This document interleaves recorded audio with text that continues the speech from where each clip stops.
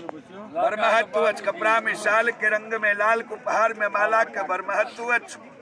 तरकारी में अदौड़ी के समाज में नारी के मिथिला में पान सुपारी के गहना में चूड़ी के बर महत्व अछि।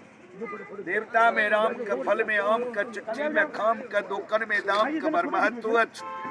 सभा में पाग के जार में साल के दूध में गाय के संबंध में जमाई के बर महत्व अछि। पैर में खराम के देह में जनेऊ के यात्रा में पड़ाव के देश में चुनाव के बर महत्व अछि।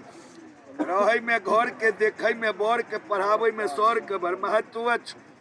लंबाई में बांस के मालजाल में घास के रिश्ता में सास के खेले में ताश के बर महत्व अछि। चले में बाट के सुतई में खाट के नहाय में घाट के आंगन में टाट के बर महत्व अछि। देह में खून के व्यंजन में नून के तमाकुल में चून के छुट्टी में जून के बर महत्व अछि। चाय में चालू के गुआर में लालू के जानवर में भालू के तरकारी में आलू के बर महत्व अछि।